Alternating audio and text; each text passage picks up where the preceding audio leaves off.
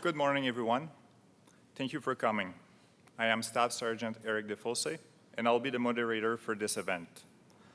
I would like to begin by acknowledging that we are at the RCMP Heritage Center, which is situated on Treaty 4 lands and the homeland of the Métis Nation. Bonjour à tous. Je vous remercie de votre présence. Je suis le sergent d'état-major Éric Defosse et je serai le modérateur de cet événement. Je voudrais tout d'abord rappeler que nous sommes au Centre du patrimoine de la GRC, situé sur les terres du Traité 4 et sur la terre natale de la nation métisse. Today, the Saskatchewan RCMP is releasing the report completed by Alberta RCMP's Office of Investigative Standards and Practices following their internal review of a response to the mass casualty homicides that occurred at James Smith Cree Nation and Weldon in 2022.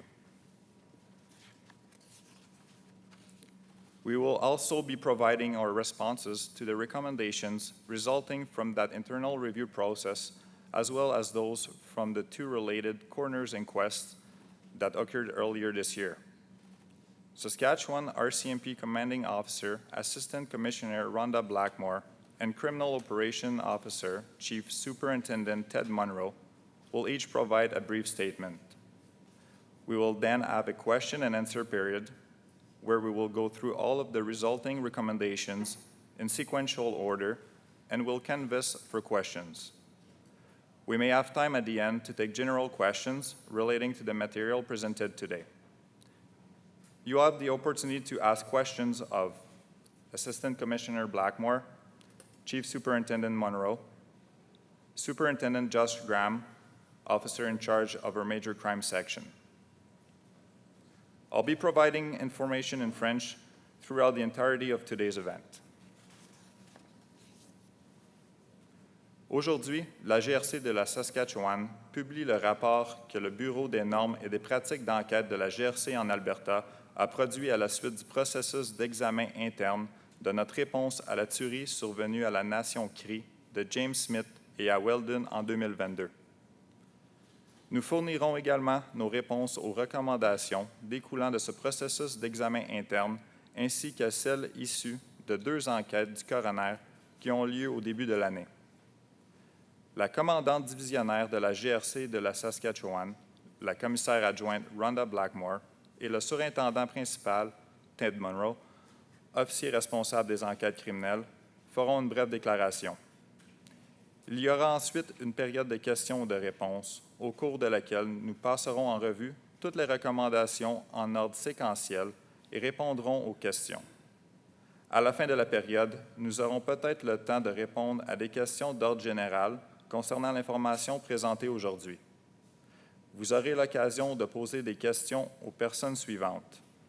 La commissaire adjointe Rhonda Blackmore, le surintendant principal Ted Munro, le surintendant Josh Graham, officier responsable de la section des crimes majeurs.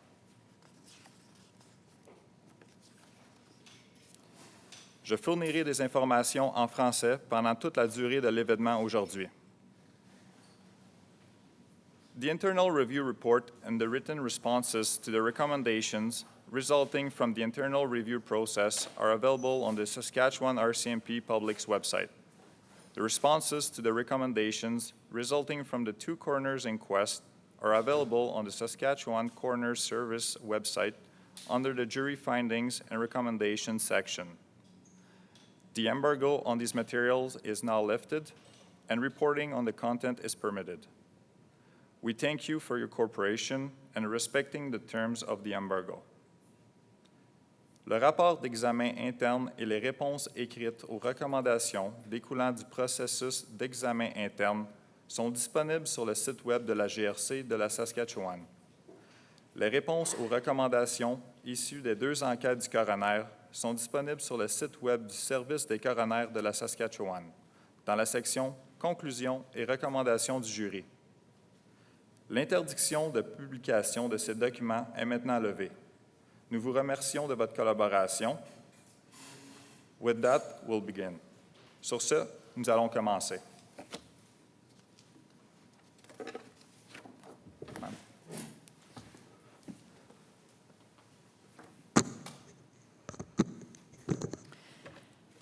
Good morning, and thank you for joining us today. Shortly after the mass casualty homicides occurred at James Smith Cree Nation and Weldon in September of 2022, I initiated an internal review of the RCMP's response to this tragedy. I did this to ensure accountability and transparency to the people and the communities we serve.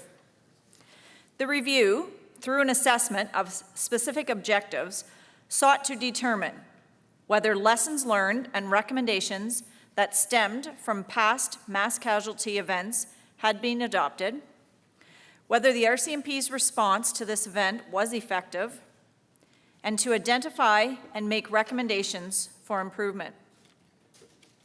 Alberta RCMP's Office of Investigative Standards and Practices was tasked with providing an objective and thorough examination of the incident, focused primarily on the response of the RCMP with an emphasis on the initial call for service, command structures that were used, public alerts, media relations, operational communications, victim care, overarching policy, and pre-event intelligence. This process resulted in the identification of key areas where growth or improvements were needed, as well as effective practices the RCMP employed during its response. Included as part of this team was Jason Stonechild, the Executive Director of Justice for the Federation of Sovereign Indigenous Nations and retired Deputy Police Chief from the Prince Albert Police Service. Mr. Stonechild's roles were that of an independent observer, to act as a liaison with James Smith Cree Nation, Chakotsapayan and Peter Chapman Nations, and to provide cultural guidance to the review team. At the recommendation of Mr. Stonechild, the review team engaged the tri-communities of James Smith Cree Nation and Weldon, which included seeking their feedback about their observations of the RCMP response to the tragic events that occurred. Having the communities involved in this process was critical to understanding the relationship between them and the RCMP and how best to foster a spirit of collaboration on policing issues moving forward. I'm appreciative to the review team and to the communities and all those who were engaged for the extensive work put into this process. The result was a thorough analysis of how we, as an organization, responded to the mass casualty homicides. The team identified 36 recommendations to be considered, ways that we, as a police service, can improve our operations. The Saskatchewan RCMP has thoroughly reviewed these recommendations and have determined how we'll address each one. The internal review report, including the findings and the resulting recommendations, as well as our responses to them, are now available on our public website. Earlier this year, 2 coroners' inquests were held in relation to the mass casualty homicides and the death of Miles Sanderson. There were a combined 14 recommendations directed to the RCMP as a result of those proceedings. We have considered and analyzed each one and have adjusted our processes accordingly. Our Criminal Operations Branch has formalized procedures and implemented training protocols where necessary. We have provided written responses to these recommendations, which are now published to the Saskatchewan Coroners Service website. I know our officers and employees, not only those from Saskatchewan, but across Canada, spared no effort on September 4th, 2022, and in the days following, while searching for the suspect. Each and every one of them was doing everything they could to ensure the people of Saskatchewan were safe. Despite the magnitude of the situation and the fact that things were unfolding rapidly and chaotically, it's my opinion that the RCMP response and that of our partner emergency services was nothing short of outstanding. Simply put, we are humans working in unpredictable conditions, and I will forever be proud of what our members and employees did in the face of such horrific circumstances. We always welcome the opportunity to learn, to adapt our processes, and to make improvements where necessary to help ensure we are able to provide the best possible service as your provincial police. I'm thankful to all the people, agencies, and communities involved in these processes. Our Criminal Operations Officer, Chief Superintendent Ted Monroe, will provide more detail about how the Saskatchewan RCMP is addressing the recommendations and adjusting our operations. As always, our thoughts remain with all of those who continue to heal from this horrific tragedy. Thank you.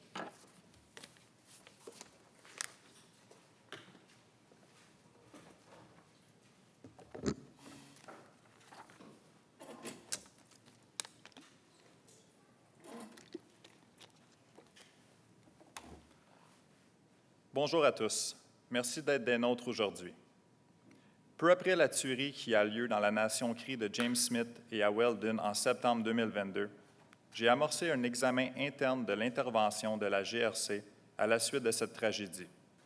Je l'ai fait pour garantir la transparence et la reddition des comptes à l'égard des personnes et des collectivités que nous servons.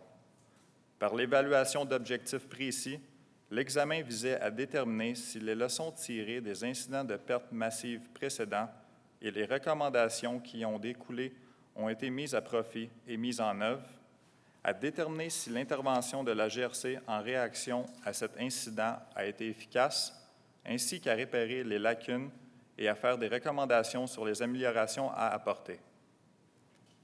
Le Bureau des normes et de pratiques d'enquête de la GRC en Alberta a été chargé de produire un rapport complet et objectif portant principalement sur l'intervention de la GRC et en particulier sur la demande de service initial, les structures de commandement utilisées, les alertes publiques, les relations avec les médias, les communications opérationnelles, l'aide et les soins apportés aux victimes, la politique globale et la collecte de renseignements avant l'événement. L'équipe formée pour effectuer ce travail comprenait M. Stonechild, directeur exécutif du secrétariat de la Justice de la Fédération of Sovereign Indigenous Nations et ancien chef de police adjoint du service de police de Prince-Albert. Mandaté comme observateur indépendant, M. Stonechild devait assurer la liaison avec la nation crie de James Smith, la nation de Shakastepassin, la nation de Peter Chapman, et fournir des éléments d'orientation culturelle à l'équipe chargée de l'examen. Sur recommandation de M. Stonechild, l'équipe d'examen a consulté les 3 communautés de la nation crie James Smith et Weldon et a recueilli leurs observations sur l'intervention de la GRC à la suite des incidents tragiques. Obtenir la participation des communautés à ce processus était indispensable pour bien comprendre leurs relations avec la GRC et pour déterminer la meilleure façon, à l'avenir, de cultiver un esprit de collaboration et en ce qui concerne les services de police. Je suis reconnaissante à l'équipe d'examen, aux communautés et à toutes les personnes qui ont contribué au processus de l'important travail réalisé. Ce travail s'est traduit par une analyse approfondie de la façon dont nous, en tant qu'organisation, sommes intervenus à la suite de cette tuerie. L'équipe a formulé 36 recommandations à prendre en considération afin d'améliorer les services de police que nous fournissons. La GRC en Saskatchewan les a examinées attentivement et a déterminé comment donner suite à chacune d'elles. Le rapport de l'examen interne, y compris les constatations et recommandations connexes, ainsi que nos réponses à celles-ci, est désormais public sur notre site Web public. Plus tôt cette année, 2 enquêtes du coroner ont été réalisées relativement à la tuerie et au décès de Miles Sanderson. En tout, 14 recommandations ont été adressées à la GRC à l'issue de ces procédures. Nous avons pris en compte et analysé chacune d'elles et nous avons ajusté nos processus en conséquence. Notre sous-direction des enquêtes criminelles a officialisé des procédures et instauré des protocoles de formation là où c'était nécessaire. Nous avons produit des réponses écrites à ces recommandations, rendues publiques sur le site Web du Bureau du coroner de la Saskatchewan. Je sais que le 4 septembre 2022 et les jours qui ont suivi, nos policiers et employés, et pas seulement ceux de la Saskatchewan, mais de partout au pays, n'ont ménagé aucun effort pour retrouver le suspect. Compte tenu de la gravité de la situation, du déroulement rapide et chaotique des événements, j'estime que l'intervention de la GRC et celle des services d'urgence partenaires n'ont été rien de moins qu'exemplaires.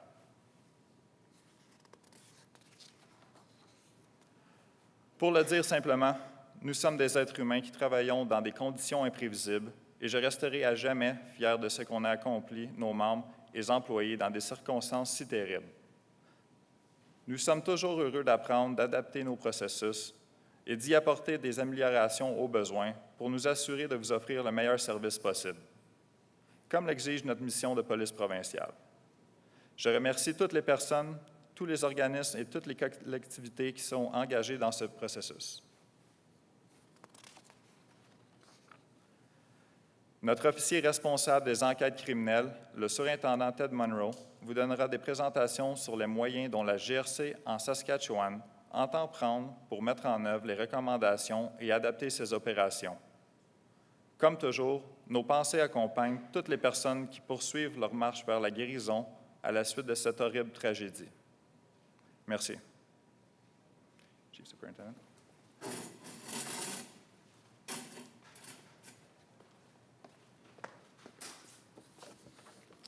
Good morning. The communities of James Smith Cree Nation and Weldon were forever changed by the tragedies that unfolded in September 2022. The Saskatchewan RCMP, a policing service, was also forever changed. Following any critical incident comes an opportunity for organizations to reflect, learn, and modernize. The internal review report we are releasing today was not mandated. It was something our commanding officer initiated to identify where we, as a policing service, could make improvements, and she committed to releasing it publicly to ensure we're being open, transparent to the public. Saskatchewan RCMP officers from different units and areas of responsibility carefully reviewed and researched the recommendations. This resulted in providing responses based on practical application and implementation potential. It's this collaborative approach that I am incredibly proud of and was absolutely necessary, working together to make a greater impact on our crisis response and helping us be an operationally strong and trusted police service. And while many of our responses to the recommendation highlight specific areas for actionable improvement, it is important for me to recognize the incredible work was already being done and processes were already in place prior to September 22, but perhaps were not formalized at that time. I want to take a moment to thank our employees for their dedication to public safety. When the public is running away from danger, our officers are running towards it. There is so much that goes on behind the scenes as well. Not only are officers ensuring they're up to date with policies and training, but all the work done by those who support our folks with boots on the ground. It's my hopes that the improvements highlighted within this review help ensure officer safety and help inform our many employees supporting the front line. The RCMP is a provincial police service, and the public expects us to be ready to respond when the next call comes in, regardless of what it is. This report, the recommendations, and our response help tell the story of how we, the RCMP, is prepared and ready to serve the citizens of Saskatchewan. We are committed to public safety, using the latest technology and equipment, continue organizational improvements and modernization. We hope our response and the follow-up we do to make improvements help build further public trust and confidence in the organization. I am extremely proud of our response and the ability to adapt to a tragic and complex situation. And now we can also share with the communities we serve how we are committed to continuous improvement. Thank you.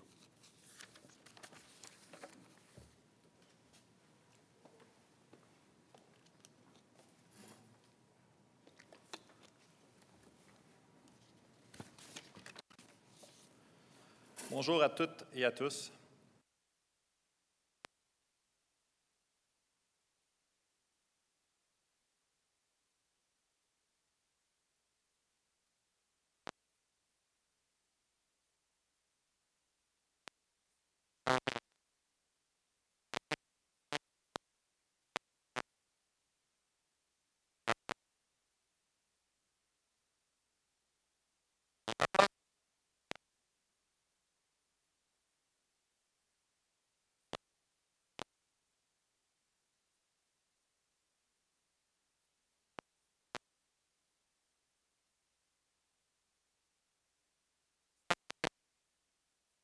Preuve d'ouverture et de transparence envers le public.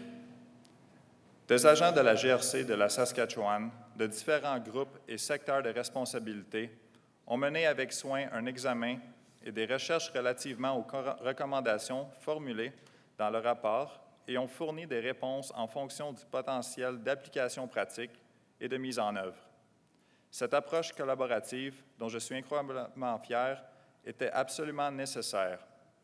La collaboration nous permet d'améliorer encore plus nos interventions en situation de crise et nous aide à devenir un service de police fiable qui est solide sur le plan opérationnel. Bien qu'un grand nombre de nos réponses aux recommandations mettent en évidence des domaines particuliers qu'il est possible d'améliorer, je tiens à souligner qu'avant septembre 2022, des travaux incroyables étaient déjà accomplis et des processus étaient déjà en place, mais ils n'avaient peut-être pas encore été officialisés. Je souhaite prendre le temps pour remercier nos employés pour leur dévouement à l'égard de la sécurité publique. Si le public fuit le danger, nos agents courent vers lui. De plus, il se passe beaucoup de choses derrière les coulisses. Non seulement nos agents veillent à être à jour dans leur formation et à respecter les politiques, mais celles et ceux qui assurent un soutien sur le terrain accomplissent aussi un énorme travail. J'espère que les améliorations mises en évidence dans cet examen contribueront à assurer la sécurité des policiers et qu'elles permettront d'éclairer les nombreux employés qui soutiennent les agents de première ligne. La GRC est le service de police provincial et le public s'attend à ce qu'elle soit prête à intervenir lors de prochains incidents, quels qu'ils soient. Le rapport, les recommandations et nos réponses contribuent à expliquer comment la GRC se prépare et se tient prête à servir la Saskatchewan. Nous nous efforçons de garantir la sécurité du public en tirant parti des technologies et des équipements les plus récents et en améliorant et modernisant constamment notre organisation. Nous espérons que nos réponses et le suivi que nous effectuerons pour apporter des améliorations contribueront à renforcer la confiance du public à l'égard de notre organisation.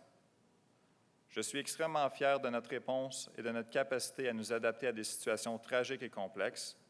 Nous pouvons maintenant expliquer aux collectivités que nous servons notre engagement en faveur d'une amélioration continue.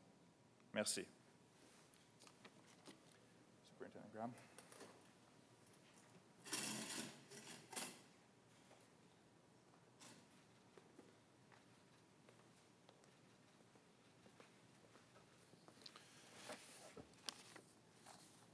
Good morning. Included as part of this team was Jason Stonechild, the Executive Director of Justice for the Federation of Sovereign Indigenous Nations, or FSIN, and retired Deputy Chief of Police of the Prince Albert Police Service. Mr. Stonechild's roles were that of an independent observer, to act as a liaison with the James Smith Cree Nation, Jocasta Basin, and Peter Chapman Nations, and to provide cultural guidance to the review team. Mr. Stonechild sends his regrets as he was not able to attend today. I will be now respectfully delivering remarks on Mr. Stonechild's behalf. Good morning. Following the tragic event that occurred on September 4th, 2022, within the First Nation communities of James Smith, Jocasta Basin, and Peter Chapman, and the community of Weldon, Saskatchewan, Assistant Commissioner Rhonda Blackmore directed a thorough and comprehensive review of the RCMP's response to this event. The intention of this review was to ensure transparency, accountability, and support of the RCMP's effort to maintain public trust. I must start by addressing the people of the three nations of James Smith. I have observed incredible strength from your people. First Nations are resilient because we have become accustomed to trauma. Our nations are in crisis, and our people need justice system actors that we trust and who are compassionate to the historic and continued traumas endured by First Nations. The role of an independent civilian observer in relation to this review is a unique practice. Such reviews, particularly reviews that are connected to significant events like the James Smith tragedy, could unveil many success stories along with potential mistakes. These reviews are done by teams that are external to the group being reviewed and typically consist of professional police officers only. The addition of a civilian oversight that represents all First Nations within the province of Saskatchewan was a true representation of the Saskatchewan RCMP's commitment to reconciliation through inclusion and transparency. I commend Assistant Commissioner Blackmore for her leadership, authentic interest to work with the First Nations to address many justice issues that affect our people. As such, I have the following opinions based on this review.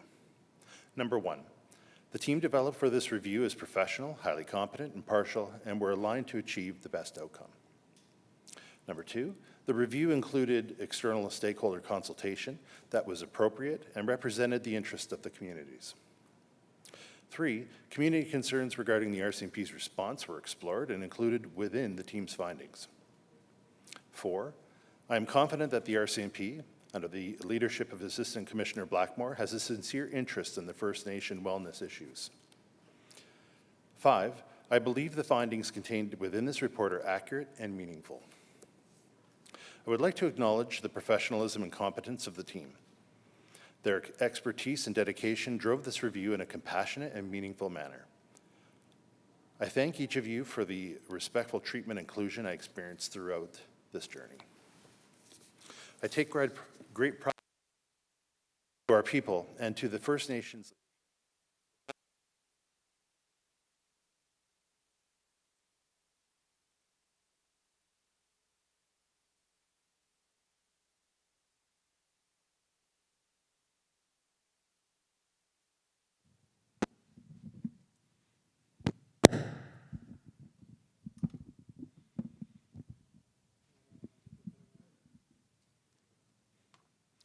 I'll repeat the last sentence there.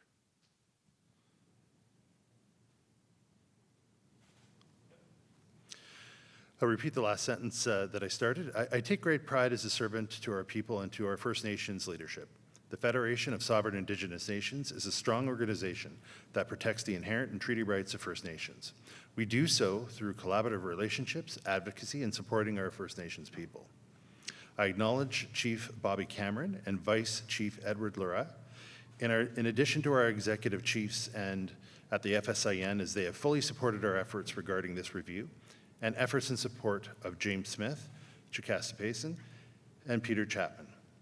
Without the chief's support, my role as a civilian oversight would not have been an option. I am honored with the privilege of being part of this review. I truly hope that its findings will assist the community's safety wellness for First Nations and non-Indigenous communities moving forward, and will assist the RCMP as they strive to maintain the trust of the people they serve. These remarks were delivered on behalf of independent observer, Mr. Jason Stonechild.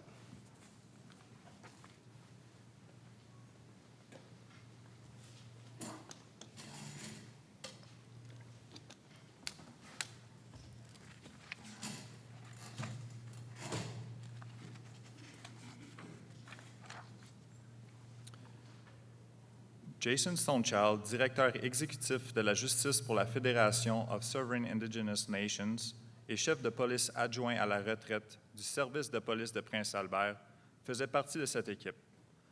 Le rôle de M. Stonechild était celui de l'observateur indépendant, d'un agent de liaison avec la nation crie James Smith, les nations Chakastapason et Peter Chapman, et d'un conseiller culturel pour l'équipe de révision.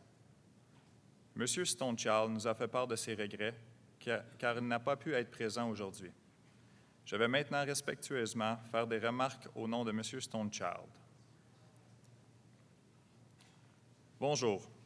À la suite de l'incident tragique survenu le 4 septembre 2022 dans les collectivités des Premières Nations de James Smith, de Chakastapason et de Peter Chapman et la collectivité de Weldon en Saskatchewan, la commissaire adjointe Rhonda Blackmore a ordonné un examen approfondi et exhaustif de l'intervention de la GRC lors de cet incident.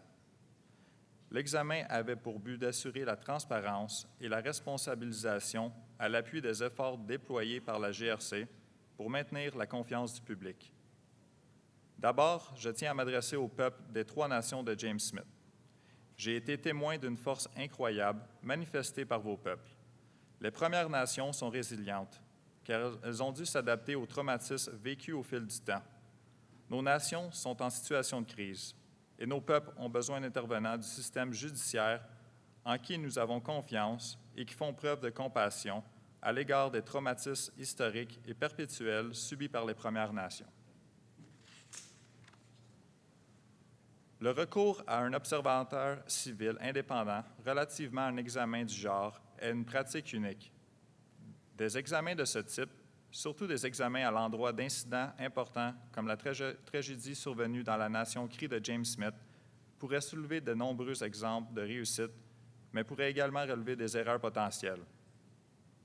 Ces examens sont réalisés par deux équipes externes ne relevant pas de groupes visés par l'enquête, qui sont habituellement uniquement formés de professionnels du domaine policier. L'ajout d'une surveillance civile représentant toutes les Premières Nations dans la province de la Saskatchewan a été une fidèle démonstration de l'engagement de la GRC de la Saskatchewan envers la réconciliation par l'inclusion et la transparence. Je félicite la commissaire adjointe Blackmore pour son leadership et son intérêt réel à collaborer avec les Premières Nations pour régler bon nombre d'enjeux en matière de justice qui touchent nos peuples. J'exprime les opinions suivantes par rapport à l'examen. 1. L'équipe formée aux fins de l'examen était professionnelle, très compétente, impartiale et travaillait en collaboration en vue d'obtenir les meilleurs résultats. 2. L'examen comprenait des consultations d'intervenants externes qui étaient appropriées et qui représentaient les intérêts des collectivités. 3. Les préoccupations des collectivités relativement à l'intervention de la GRC ont été examinées et comprises dans les constatations de l'équipe. 4. Je suis convaincu que la GRC, sous la direction de la commissaire adjointe Blackmore, a un intérêt réel envers les questions de bien-être des Premières Nations. 5.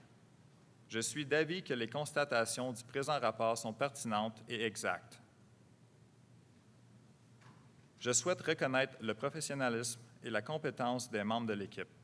Leur expertise, leur dévouement ont permis de réaliser l'examen avec compassion et rigueur. Je remercie chacun d'entre vous de l'inclusion et du traitement respectueux dont j'ai été témoin tout au long du processus. Je suis fier d'être au service de nos peuples et des dirigeants des Premières Nations. La Fédération des Nations autochtones souveraines est une organisation solide qui protège les droits inhérents et les issus des traités des Premières Nations par l'établissement des relations de collaboration, la défense des intérêts et le soutien des peuples des Premières Nations. Je tiens à reconnaître la participation du chef Bobby Cameron et du vice-chef Edward Leroy, en plus de celle des chefs généraux de la FNAS, qui ont entièrement appuyé nos efforts relatifs à l'examen et nos efforts à l'appui des collectivités de James Smith, de Shakastepassin, de Peter Chapman. Sans le soutien des chefs, mon rôle d'observateur civil n'aurait pas été possible. Je suis honoré d'avoir eu le privilège de participer à l'examen et j'espère sincèrement que les constatations qui en découlent contribueront à la sécurité et au bien-être des collectivités des Premières Nations et des collectivités non autochtones pour l'avenir et aideront la GRC dans ses efforts visant à maintenir la confiance des gens qu'elle sert. Merci.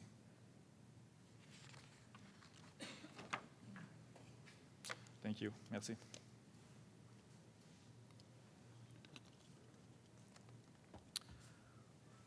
We will now go through all of the recommendations resulting from the internal review and coroner's inquest process.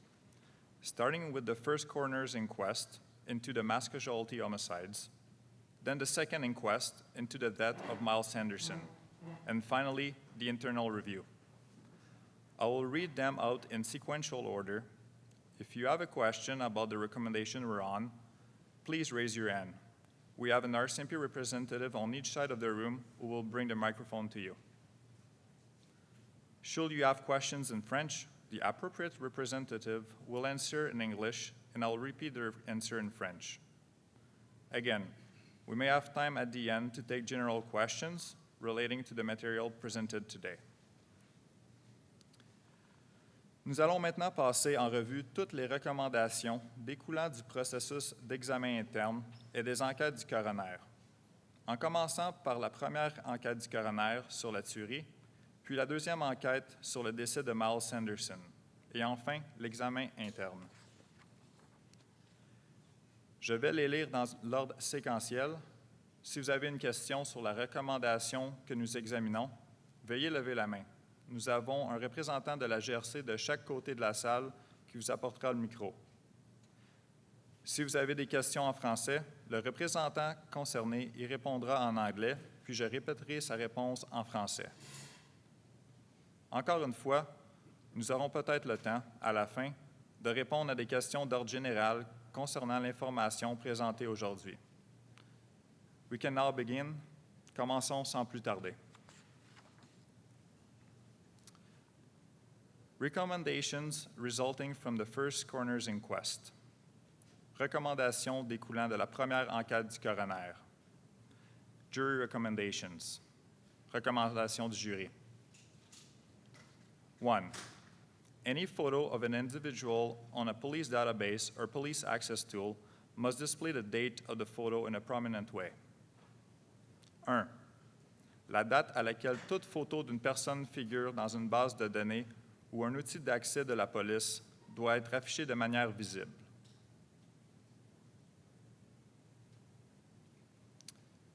2. It is mandatory to provide more resources to specialized RCMP teams, such as the Drug Enforcement Team, to dedicate more services to apprehending individuals involved in the trafficking of drugs. 2. Il est impératif de fournir plus de ressources aux équipes spécialisées de la GRC, comme l'équipe de lutte antidrogue, pour qu'elles puissent consacrer plus de services à l'arrestation de personnes impliquées dans le trafic de drogue.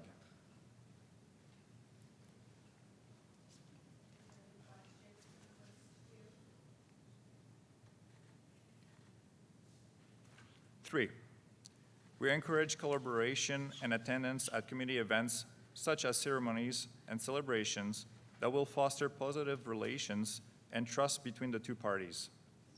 3. Nous encourageons la collaboration et à la participation des événements communautaires comme des cérémonies et des célébrations qui favorisent les relations positives et la confiance entre les deux parties.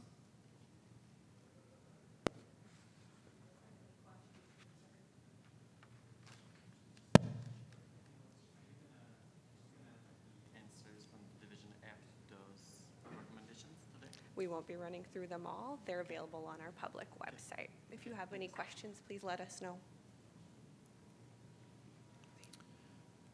Coroner recommendations. Recommandations du coroner.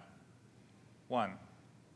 Royal Canadian Mounted Police, Melfort Detachment Commander, and James Smith Cree Nation leadership meet on a regular basis, and no less than quarterly per year, to establish and implement a public safety strategy for James Smith Cree Nation. 1. La GRC, le chef du détachement de Melfort et les dirigeants de la nation crie de James Smith se rencontrent régulièrement, au moins une fois par trimestre, pour élaborer et mettre en œuvre une stratégie de sécurité publique pour la nation crie James Smith. 2. Immediately adopt and implement best practices and technologies that will make available to patrol officers the most current photo, including, but not limited to, the SGI photo of a queried person. 2. Adopter et mettre en œuvre immédiatement des pratiques exemplaires et des technologies qui permettront aux patrouilleurs de voir la photo la plus récente, notamment la photo de la Saskatchewan Government Insurance, d'une personne recherchée dans le système.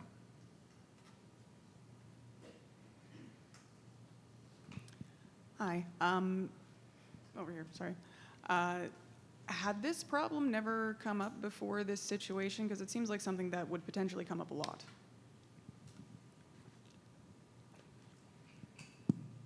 So the problem?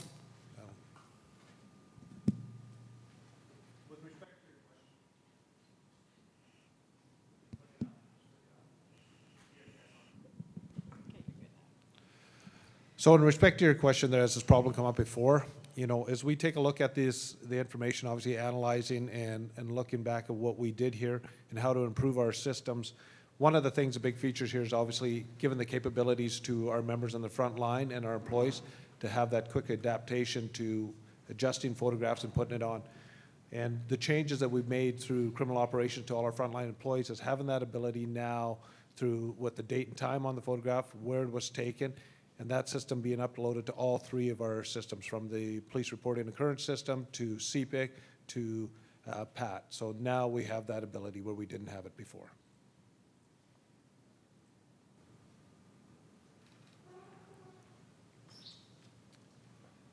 Three, F Division Commanding Officer shall take all reasonable measures to ensure that the warrant enforcement and suppression team is fully staffed and consider expansion beyond the current establishment of positions.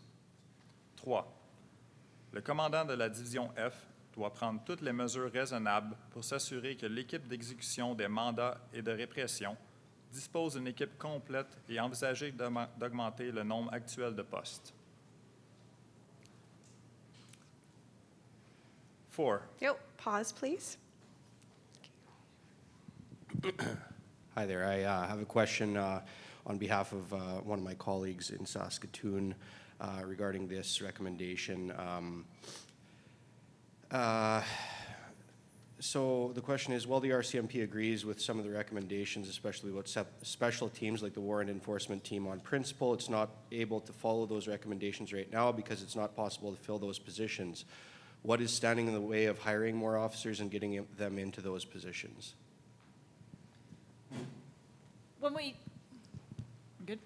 When we talk about specialized teams, you know, those are individuals who need to have policing experience. It's not individuals that we can hire more cadets, graduate more cadets from depot, and fill those positions with those individuals. So the big piece that we're working towards is making sure we can fill our frontline positions and then have more of our experienced officers moving over to those specialized teams. And we're making great progress in being able to fill more of those frontline roles. We've got some initiatives underway that are going to bring more applicants and more cadets into the RCMP. And some new things that the RCMP has done. For example, we are allowing individuals to choose which province they want to go to. So if you apply to the RCMP from Saskatchewan, you have the opportunity to stay in Saskatchewan, whereas before that was not a certainty. Now we can tell you with certainty that you can absolutely stay here. And so we're seeing an increase in number of applicants, dramatic increase actually in the number of applicants, and the number of troops that are going through depot has been significantly increased, and the commissioner has directed that those numbers are to be increased even further next year. So that is helping us on the front lines, and then those individuals with that experience can move over to our specialized teams.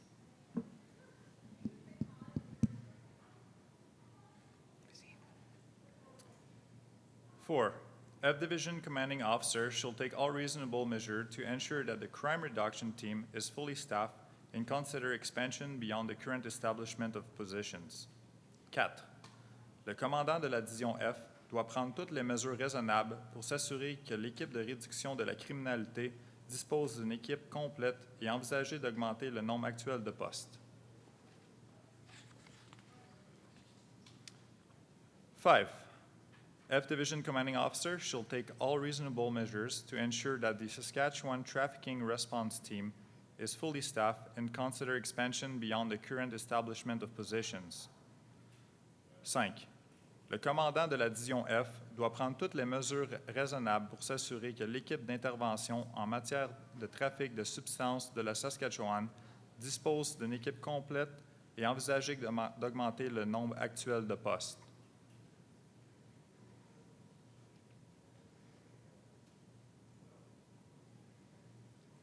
6. RCMP West Commander shall provide a list and details of their most wanted 60 highest priority targets as established by West to all Saskatchewan RCMP detachment commanders on a regular basis and no less than quarterly per year. 6. Le chef de l'EEMR doit fournir une liste détaillée sur les 60 personnes les plus recherchées, les cibles prioritaires établies par l'EEMR, à tous les chefs de détachement de la GRC de la Saskatchewan, régulièrement et au moins une fois par trimestre.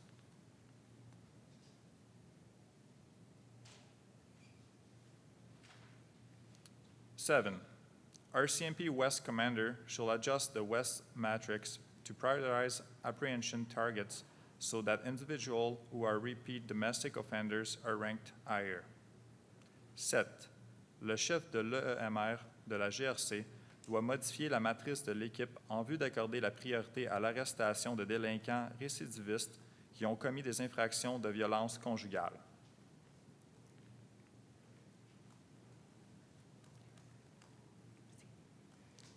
8. Where a most wanted target is affiliated with or is a member of a First Nation within their detachment area and subject to situation that might compromise an underway investigation or apprehension, RCMP detachment commanders shall liaise with the First Nations leadership or justice designate to advise them of the wanted status of the individual. 8. Si une cible parmi les plus recherchées est affiliée à une Première Nation ou membre de l'une des Premières Nations de la région du détachement, le chef de détachement de la GRC doivent collaborer avec des dirigeants de la Première Nation ou un juge de paix désigné par celle-ci pour les avertir que la personne est recherchée, à l'exception des situations qui pourraient compromettre une enquête ou une arrestation en cours.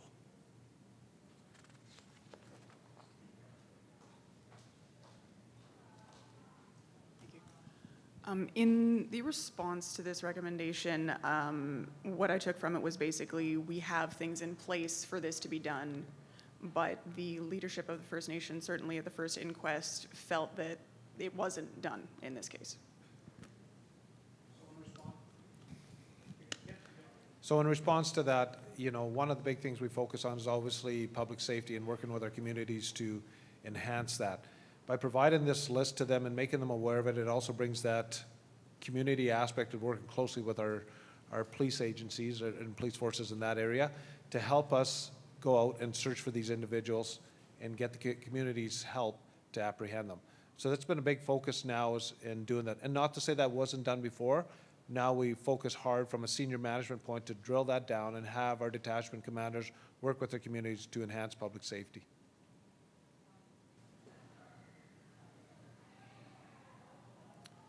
Recommendation resulting from the second coroner's inquest. Recommandations découlant de la deuxième enquête du coroner. Jury recommendations. Recommandations du jury. 1. That the RCMP consider implementing mandatory enhanced driver training, including the pit maneuver. 1. La GRC devrait envisager de mettre en œuvre une formation de conduite améliorée obligatoire qui comprend la technique d'immobilisation provoquée.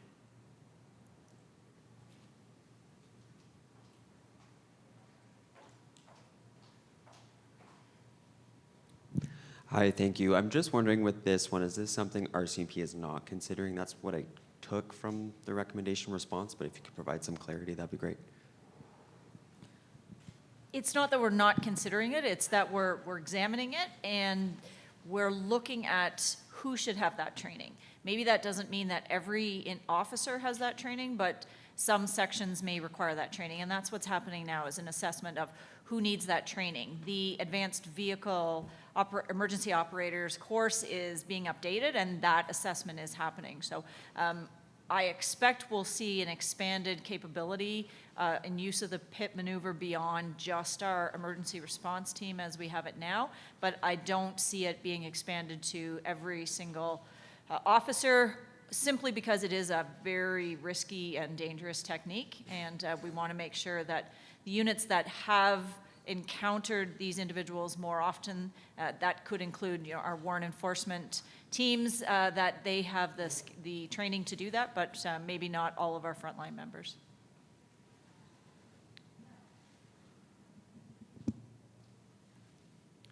2, that the RCMP consider a review in policy of criteria in a high-speed pursuit in the interests of safety to all involved. 2, la GRC devrait prévoir un examen des politiques relativement aux critères applicables aux poursuites à grande vitesse afin d'assurer la sécurité de tous.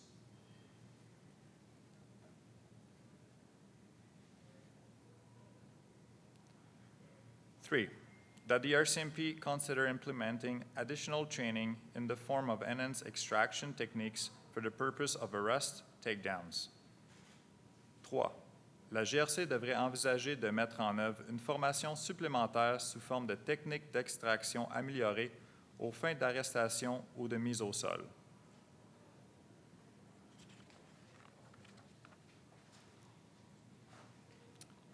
Recommendations resulting from the internal review done by Alberta RCMP's Office of Investigative Standards and Practices regarding the RCMP's response to the 2022 mass casualty homicides. Recommandations résultant de l'examen interne effectué par le Bureau des normes et pratiques d'enquête de la GRC de l'Alberta concernant la réponse de la GRC aux homicides de masse de 2022. Initial response. Réponse initiale. 1.1. Consider divisional and/or national level policy directions and/or training around the issue of 1 or 2 person patrol vehicle responses. Include a discussion of the risks relating to the separation of resources when there are only 2 members to respond.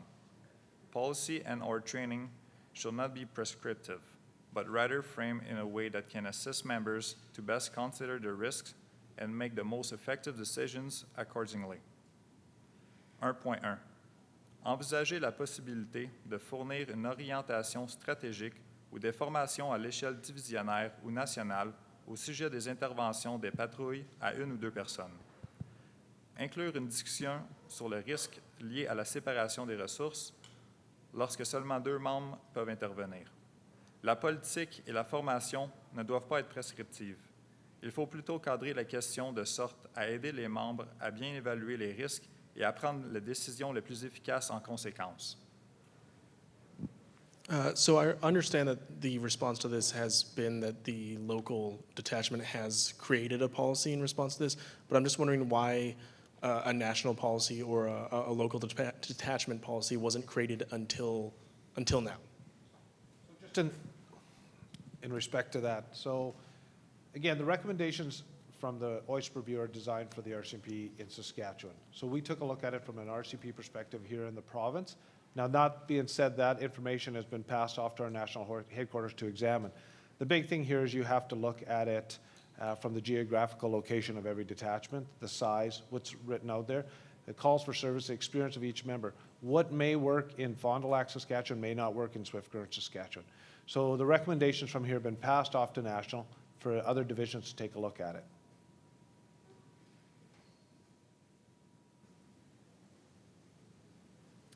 (1.2) The detachment commander shall encourage other members to attend the James Smith Cree Nation, whether on patrol or for events, in order to create relationship with the community. 1.2. Le commandant du détachement doit encourager les autres membres à se rendre dans la communauté de James Smith, tant durant les patrouilles que durant les événements, afin d'établir des relations avec la collectivité. Hi, is this something you feel should be happening at other First Nations around the province as well? I know this is specifically talking about James Smith Cree Nation, but do you think this is something that should be implemented moving forward? Absolutely. And while the recommendation is directed to James Smith simply because of the nature of the review, it's something that we encourage and we require in many of our detachments, that they're out there being part of the community, that they're experiencing things that they may not have experienced before. And I can give you an example from this week. For myself, southern Saskatchewan, the farming community is pretty familiar to me. I'm a farm kid from Ontario, so putting me in a combine doesn't cause me too much angst. But when you take me to a First Nation, like I was this week at James Smith Cree Nation, and I'm learning how to flesh a moose hide or scrape a moose hide, things that I've never experienced before, you get a little bit more uncomfortable, and that's where we need to go, into those spaces where we haven't experienced, and learn those cultures and learn the practices of our First Nations. And we're seeing that. We're seeing our members showing up to powwows, to feasts, to sweats, and participating in those cultural events, so that there's a greater understanding and a greater trust between the community and our members as they go forward with all policing issues. The response also highlights that it's a challenge when you have a detachment of maybe 16 officers and you're patrolling an area of 6,000 square kilometers. I guess, how does the RCMP in this province kind of approach balancing reaching out to communities and then also trying to fulfill its mandate of policing as well? I won't, downplay it. It's a challenge at times, for sure. And when you look at the information there with the number of communities that our detachment service, and those are in many cases very different communities. You may have a First Nation and a farming community that have different needs, different events. But what we do is we try here in Saskatchewan, in F Division, as it's known within the RCMP, is we work as a team. And that's one of the reasons I was at James Smith this week. The detachment didn't have the members able to attend the cultural events going on at James Smith this week, so I was able to go. And it's very much an all hands on deck kind of approach.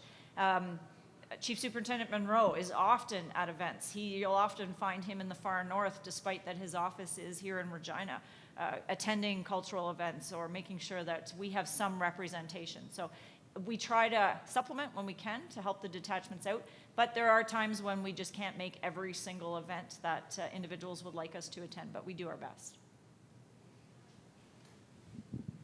Hi, just following up on that, this talks about encouraging members, but is there a prescriptive target you would like to see from detachment members going to these events? We don't have, you must attend this many events. I would rather that people are attending because they want to be there, they want to learn, as opposed to require that, check the box, did my 2 events this year. But we're seeing that happening naturally in our detachments. We have commanders going to sweats, and actually the team that did this review participated in a sweat at James Smith Cree Nation. So we highly value it, and I think when you value it from the top down, and that message is repeated to our members, our employees throughout the entire division, they understand the importance of it. And we have those conversations right from the first day that the cadets come into Saskatchewan. We have those conversations with them and the importance of it, and we see that happening in our detachments.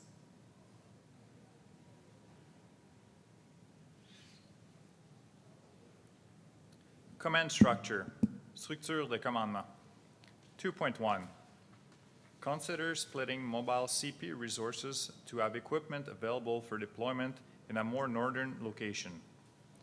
2.1. Envisager la possibilité de diviser les ressources du poste de commandement mobile afin de mettre à disposition l'équipement nécessaire pour le déploiement dans des endroits plus au nord. 2.2. On large-scale incidents, it is critical that the CIC is directly embedded in the ICP or linked in via technology to be sure there is a full situational awareness with all commanders. 2.2. Lors des incidents de grande envergure, il est essentiel d'intégrer le CSC directement au PCI ou de lier par voie informatique afin de veiller à ce que l'ensemble des commandants jouissent d'une connaissance complète de la situation.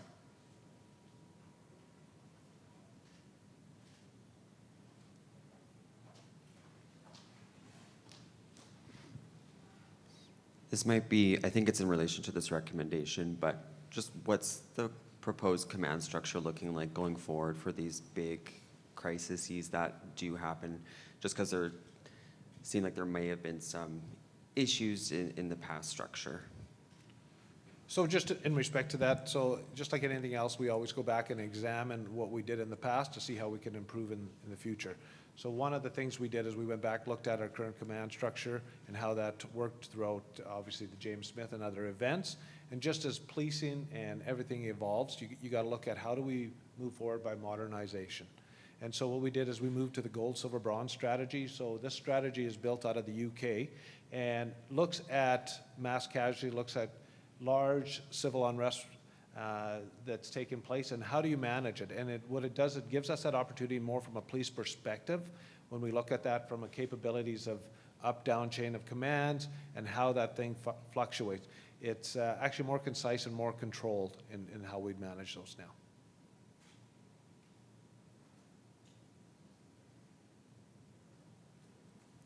Two point three, physical relocation of the ICP to a location closer to future events of this scale shall be considered as a measure to alleviate some of the communication gaps experienced.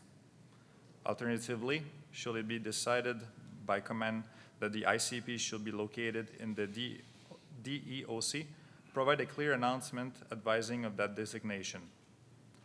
2.3.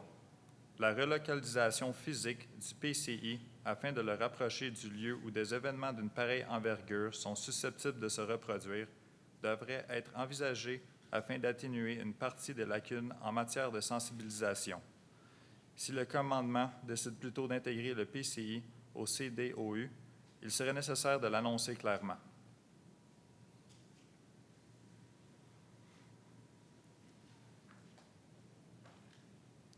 Two point four.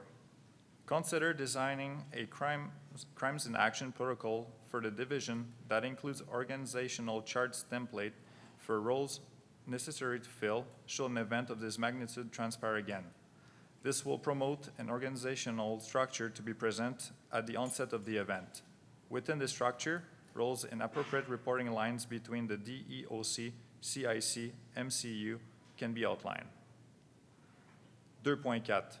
Envisager la possibilité de concevoir un protocole de crime en cours pour la division, qui comprend des modèles d'organigrammes indiquant les rôles à remplir si un événement de telle envergure devait se répéter. On favoriserait ainsi l'établissement d'une structure organisationnelle dès le début de l'événement. Dans le cadre de cette structure, les rôles et les liens hiérarchiques entre le CDOU, le CSC, le GCM, en autres, peuvent être définis.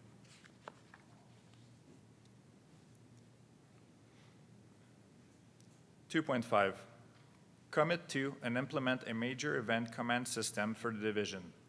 Liaise with counterparts in other divisions to explore their standardized systems. Explore and support appropriate training at all levels of membership.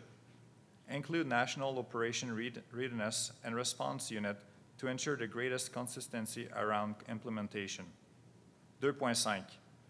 Engager et mettre en œuvre un système de commandement des événements graves pour la division. Assurer la liaison avec les homologues d'autres divisions afin d'explorer leur système normalisé. Explorer et appuyer une formation appropriée des membres à tous les niveaux. Inclure l'unité nationale de préparation et d'intervention opérationnelle afin d'assurer la plus grande uniformité pendant la mise en œuvre.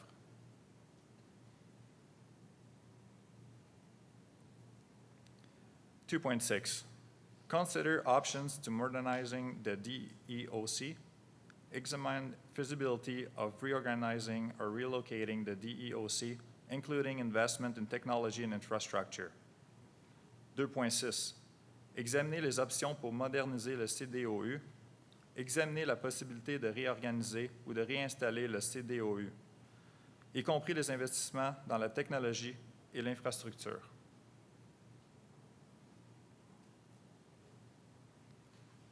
2.7.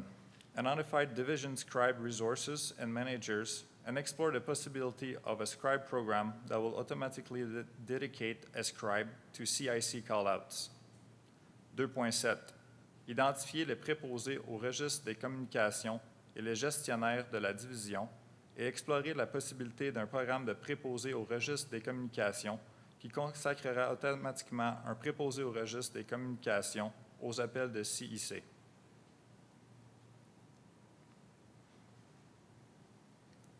2.8. Consider requesting a resource from NHQ to travel immediately to the location of a potentially prolonged major incident to take on the role of National Divisional Liaison. 2.8.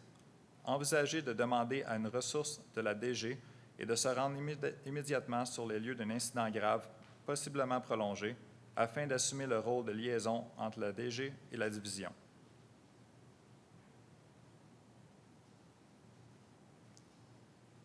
(2.9) Continue investment in common operating picture software. Continue efforts toward installation and training on ATAC or some type of system that allows for tracking of resources. Ensure the DEOC is considered in any technological upgrades. 2.9. Poursuivre l'investissement dans le logiciel d'image commune de la situation opérationnelle. Poursuivre les efforts en vue de l'installation et de la formation sur l'attaque ou sur un type de système qui permet le suivi des ressources. S'assurer que le CDOU est pris en compte dans toutes les mises à niveau technologique.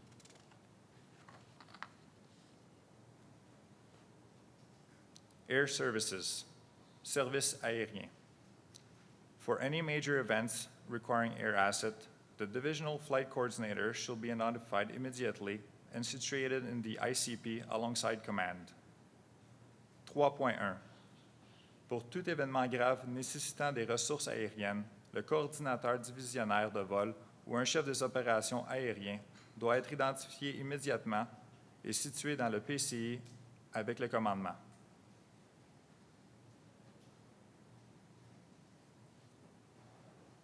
(3.2) F Division Air Services and the Critical Incident Program shall practice together at least twice a year to maintain proficiency for ERT members and to better recognize the capabilities and limitations of each unit. 3.2. Les services aériens de la Division F et le programme des incidents critiques doivent mener des exercices ensemble au moins 2 fois chaque année pour maintenir la compétence des membres du GTI et mieux reconnaître les capacités et les limites de chaque groupe. The review highlights that there are currently some issues around the Cessna that's being used by RCMP F Division, and I'm just wondering, how do you plan to carry out practice sessions if that Cessna is not operational at this time? Actually, just in regards to the Cessna, we don't use a Cessna here in Saskatchewan. We have 2 Platuses, and so that's what we utilize for our training. Yeah, my question was just about the one plane that was not operational in September 2022. Just what's the status of getting that ready to go? So both of the Saskatchewan RCMP planes were operational at the time. What they're referring to is the plane from Ottawa that came in after the fact and to assist.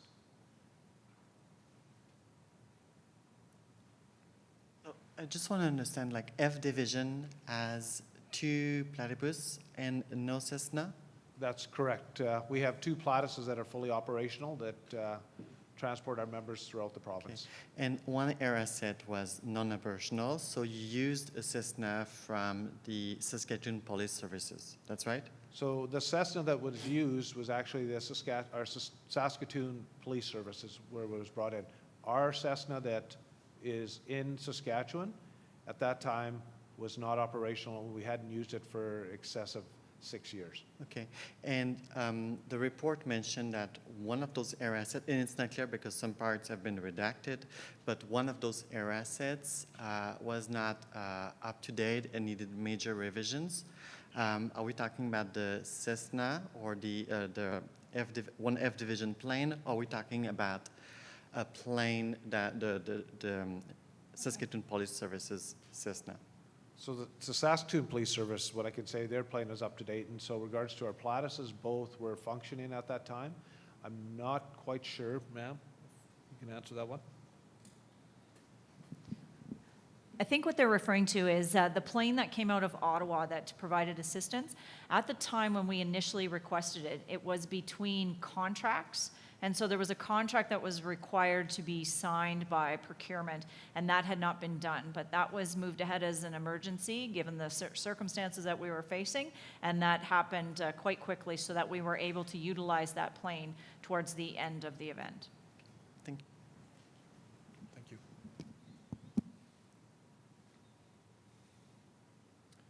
3.3, resolve the interoperability issue with air services communication and GPS systems to work seamlessly with ERT communication and equipment.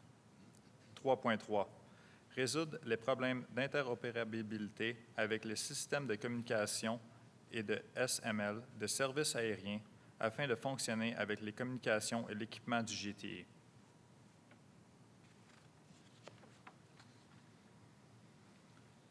Major Crimes Branch Response. Intervention de la section des crimes majeurs. 4.1. Explore the possibility of a scribe being assigned to the command triangle to capture decision-making and content from briefings. 4.1.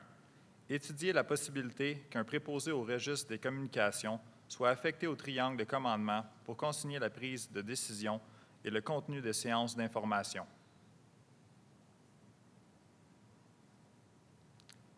4.2. Assess the feasibility of having embedded analytical support from MCU teams as a standard procedure for all major incidents. 4.2. Évaluer la faisabilité d'un soutien analytique intégré pour les équipes du GCM comme procédure normalisée pour tous les incidents graves.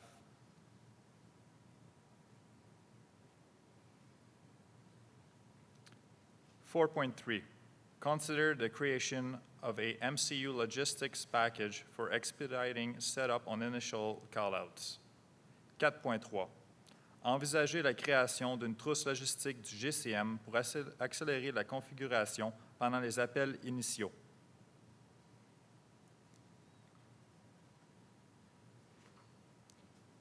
4.4. Explore the possibility of leveraging civilian resources to support the processing of high-volume exhibit. Have someone permanently at the exhibit room receiving exhibits. 4.4. Étudier la possibilité de tirer parti des ressources civiles pour appuyer le traitement des pièces à volume élevé. S'assurer que quelqu'un est présent en permanence à la salle de pièces qui reçoit les pièces.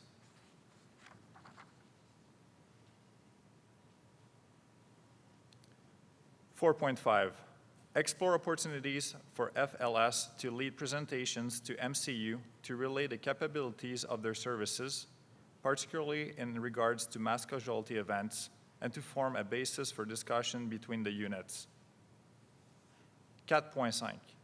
Étudier la possibilité du SLJ de diriger des présentations au GCM pour communiquer les capacités de leurs services, en particulier en ce qui concerne les événements de perte massive, et de constituer une base de discussion entre les unités.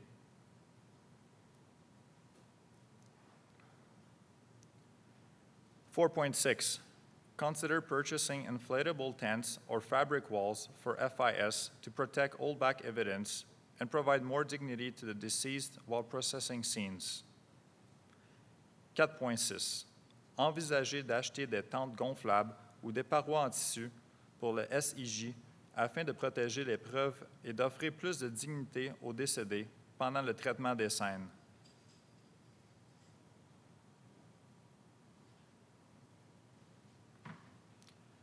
4.7. Consider making the basic bloodstain pattern recognition course mandatory for all FIS members. 4.7. Envisager de rendre obligatoire l'initiation à la morphologie des traces de sang pour tous les membres du SIJ.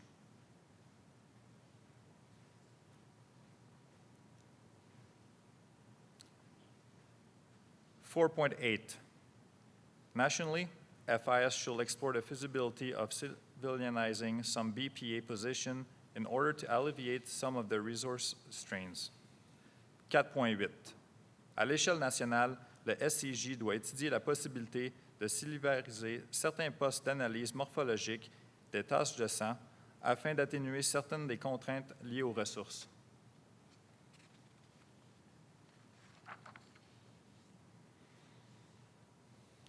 Strategic Communications. Communication stratégique. 5.1. F Division should support any potential system updates that may promote efficiency and continue to identify any methods to streamline the process of data input into the NAAD system.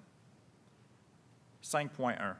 La division F devrait appuyer toute mise à jour éventuelle du système qui pourrait favoriser l'efficacité et continuer à déceler toute méthode permettant de rationaliser le processus de saisie de données dans le système ADNA.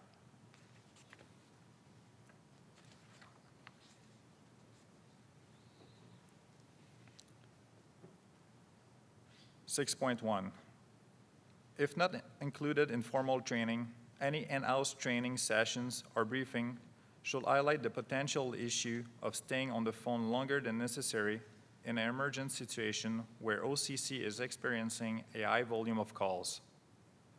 6.1. Si elle n'est pas incluse dans la formation officielle, toute séance de formation ou séance d'information interne doit mettre en évidence le problème potentiel de rester au téléphone plus longtemps que nécessaire dans une situation urgente où la STO reçoit un nombre élevé d'appels.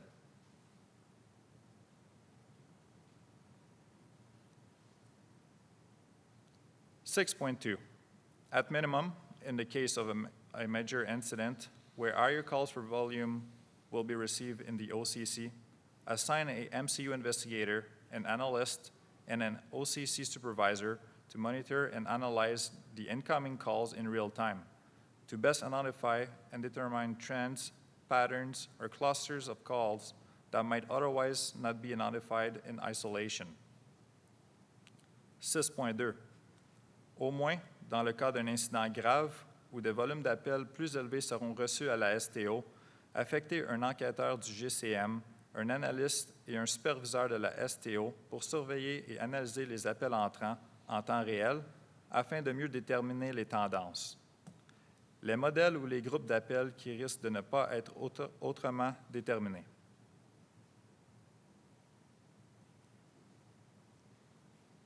(6.3) Continue to work with the province of Saskatchewan and the James Smith Cree Nation Band Council to address radio communication shortcomings. 6.3. Continuez de collaborer avec la province de la Saskatchewan et le conseil de bande de la nation crie James Smith pour remédier aux lacunes en matière de communication radio.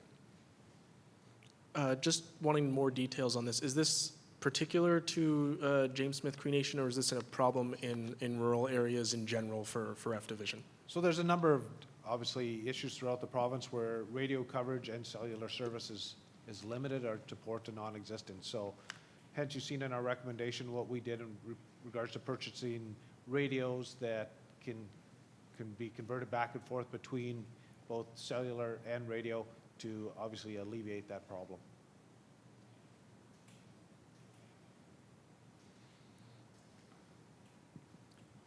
(6.4) Update CIIDS software to include a mapping system and the ability to share vital information as perimeters and location data.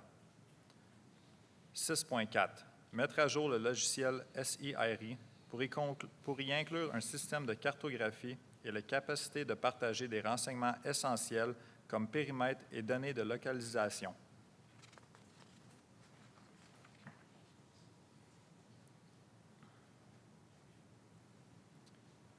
Mass casualty victim response. Intervention en cas de victime ou de perte massive. 7.1 Promote direct contact between the family liaison and media liaison in order to consider the impact of scheduled media events on the various investigating units, including the family liaison teams. 7.1 Promouvoir le contact direct entre la liaison avec la famille et la liaison avec les médias afin qu'il examine l'incidence des événements médiatiques prévus sur les différentes unités d'enquête, y compris les équipes de liaison avec la famille.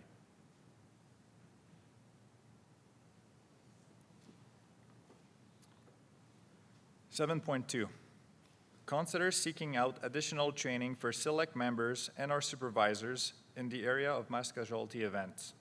Training should include recommended deployment and reporting structures, documentation process, and the function of family liaison during events such as these.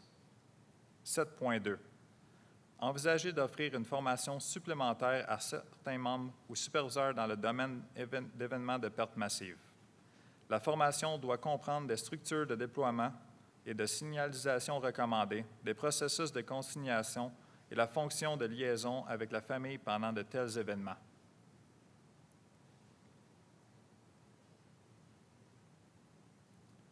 (7.3) Drawing on experience from this event, consider generating some type of legacy document to be disseminated divisionally, outlining various cultural considerations that are necessary to provide appropriate support for family.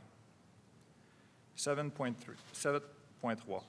Compte tenu de l'expérience acquise lors de cet événement, envisagez de produire un type de document fondateur à diviser aux divisions qui soulignent diverses considérations culturelles qui sont nécessaires pour fournir un soutien approprié aux familles de victimes.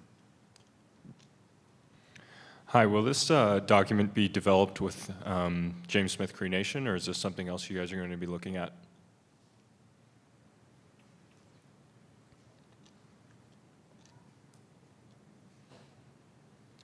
So in relation to the victim supports, there's something that our inspector has actually taken charge. She was in charge of our family liaison team. In relation to best practices, not only learned from James Smith, but also mass casualty events like the Humboldt bus crash, as well as the Lalash school shooting. So that work is obviously ongoing and very mindful of past experiences from the RCMP and other mass casualty experiences. In relation to other investigative techniques in response to mass casualty events, that is something that we work with our partners across RCMP divisions, as well as other police services and law enforcement in the United States. So obviously policing is an evolution, and learning from best practices from other police services is something, and the RCMP as well, that we're working to codify into essentially sort of a national playbook in regards to the things that at 3 o'clock in the morning when you're woken up and you're responding to something, what are the things that you actually practically need to do in order to cover off the important things? If you can imagine, events like these are extremely busy, and it's very easy to not necessarily miss something, but overlook it during that severe time crunch. So this is something that we're working towards. Our family victim liaison managers are major crime members or general investigation section members who already have that experience working with victims and their families. Again, this is their job, dealing with victims of homicides and serious person crimes. So out of that experience, we've actually built a 2-day workshop for our investigators to have additional training in relation to supporting victims, their families, and working again with other police services on that same training. We've also worked with other police services specifically on the protocols that they're using as well when it comes to supporting victims. And from a cultural perspective, I would just add that you have to remember that if we go back to the previous answer that we had about detachments becoming involved in understanding their community, we can't just talk about Indigenous culture, because there's practices that are different between First Nations throughout the entire province, and never mind the country, but even within this province, you think, you look at the Cree language. We have Woodland Cree, we have Swampy Cree, we have Plains Cree. Like, there is significant differences. So it's about getting to know our communities from a detachment perspective, so that while some of those practices are standard in the family liaison response that Superintendent Graham talked about, some of it has to be specific to cultural practices as well to that area. The report identifies an issue with funding arrangement for victim services. Can you maybe give us a few idea of how the RCMP is helping that? Is that adequate? And I see it's also run by, there's some paid staff, but also lots of volunteers. Is that what we expect of a professional police services? I missed the first part of your question, but if I understand what you're asking about victim services and their involvement. So victim services is actual program that's run by the province. It's not an RCMP specific program. We strongly support it. Our members refer our victims to victim services, but we don't manage the program. In many cases, they're closely integrated, and in some cases, they're actually in our detachments. They have a location that they work out of within the detachment because we are so closely interlinked with them. Okay, thank you. Thank you. 7.4. Based off experience from this event, national considerations should be made for the development of mass casualty or mass fatality victim support kit. This kit could include guiding documents, pre-printed victim support pamphlets, and program referral links. These kits could be stored electronically and/or pre-assembled at a district or divisional level. 7.4. Compte tenu de l'expérience acquise lors de cet événement, il faut tenir compte de l'élaboration à l'échelle nationale de trousses de soutien aux victimes d'incidents de pertes massives. Cette trousse peut comprendre des documents d'orientation, des dépliants pré-imprimés sur le soutien aux victimes et des liens vers le programme. Ces trousses peuvent être stockées électroniquement ou préassemblées au niveau des districts ou des divisions.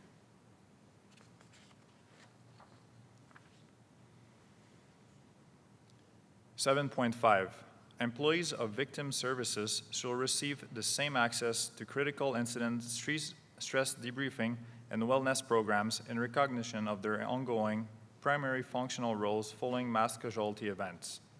7.5.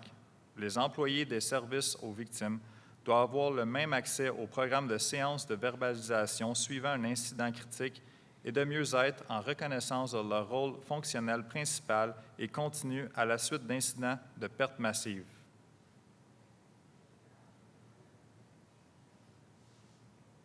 (7.6) Continue CACP Committee on Terrorist and Mass Casualty Incidents work on creating national policy on proposed roles, responsibilities, and effective practices for mass casualty response teams. Consider any plans and process that are developed for human-caused mass casualty, fatality incident as being applicable, at least in part across all hazards. 7.6. Poursuivre les travaux du comité de l'ACCP sur les incidents terroristes et de pertes massives en vue d'élaborer une politique nationale sur les rôles, les responsabilités et les pratiques efficaces proposées pour les équipes d'intervention en cas de pertes massives. Considérer les plans et les processus qui sont élaborés pour les incidents de pertes massives causés par les humains comme étant applicables, et au moins en partie à tous les dangers.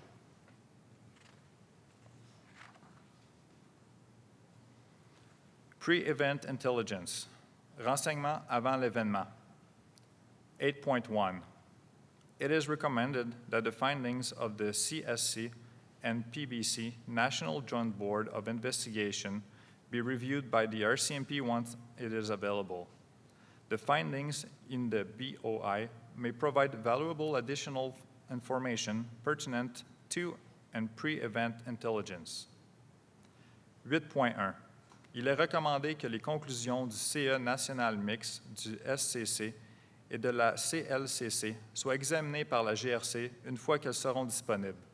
Les conclusions du CE peuvent fournir des renseignements supplémentaires utiles sur le renseignement avant l'événement.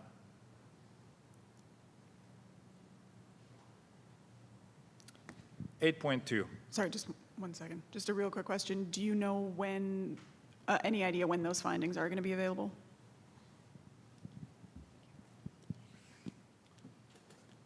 My understanding is that Correctional Services Canada, we certainly reviewed that report. In terms of if it's been released, I'm not sure if CSC has released that to the public, so I can't answer that in relation to CSC.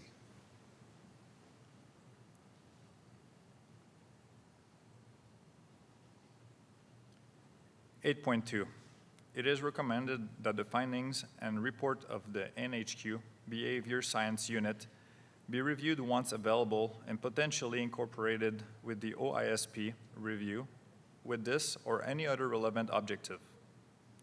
8.2. Il est recommandé que les conclusions et le rapport de l'unité des sciences du comportement de la DG soient examinés une fois disponibles et qu'ils soient éventuellement incorporés à l'examen du BNPE à cette fin ou à toute autre fin pertinente.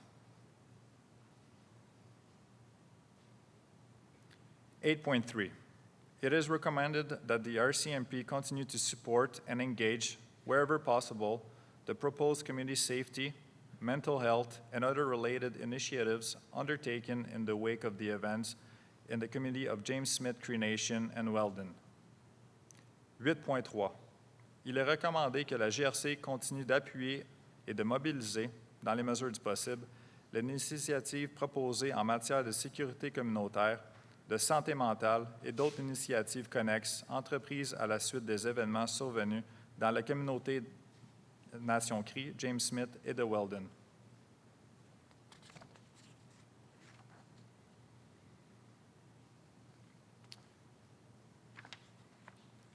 Now we'll open the floor. We have time for questions.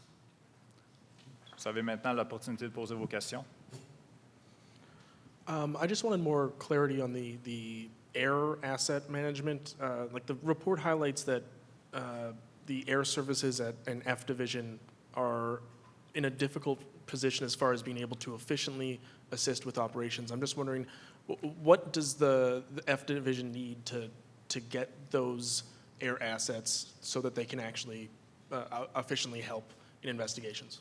So one of those things obviously is a modernization of everything we do. So as I previously mentioned, we have 2 Platuses that work in tandem with our members on the ground when we're looking to try apprehend somebody.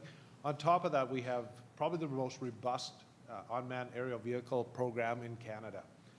What we've done is we've taken the modernization, obviously, in regards to public safety, police innovation, and built a program where we use drones to assist our members. We have the capabilities to feed that virtually back to the members on the ground, to our command centers, and to obviously our supervisors anywhere in the province. We also can feed that live stream right to Ottawa if needed.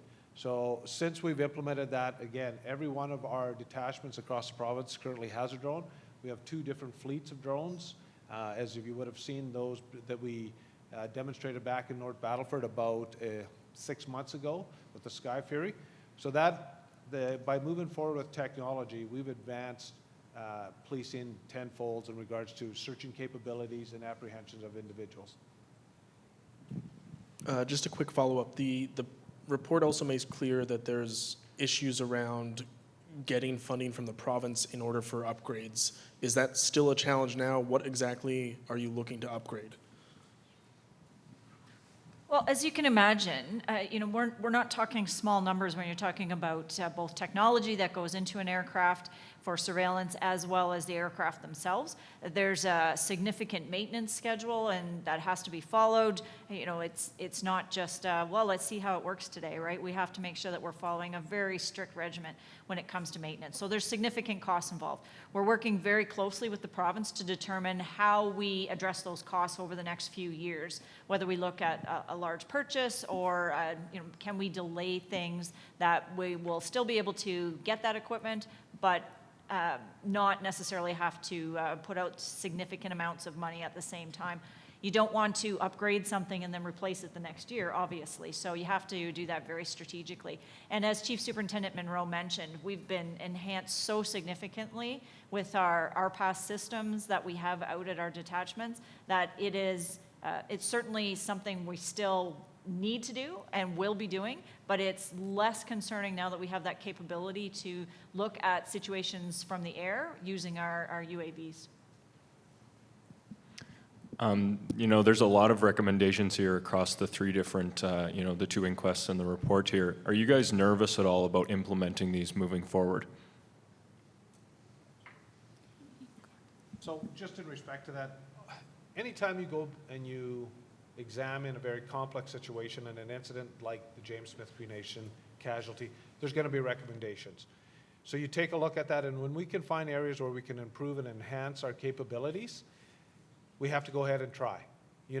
Again, it's as previously mentioned, it's not as easy as just saying we're going to make a change. You have to examine it. The province of Saskatchewan is a very big province. You have detachments with different geographical makeup, amount of members, locations, etc.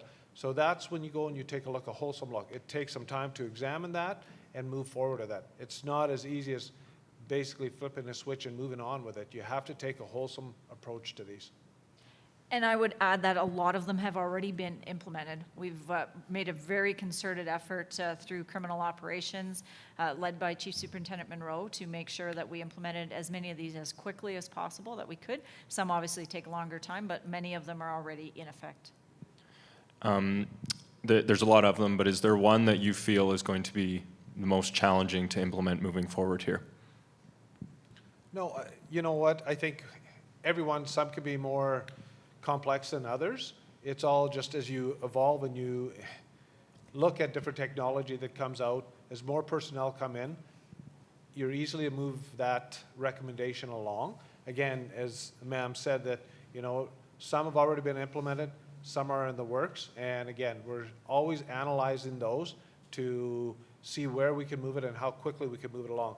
It's, again, policing is an evolution, and as it moves along, you have different things that come into play at different times, and where that priority lies. Just over here, sorry. I asked this very specifically earlier. I kind of wanted to ask it more generally as well. There are a lot of recommendations here that somebody looking in from the outside might think would be common sense, like the dates on photos, like radios that would work everywhere in the province, things like that. So why has it taken this review of a mass casualty situation for those things to come forward and be fixed?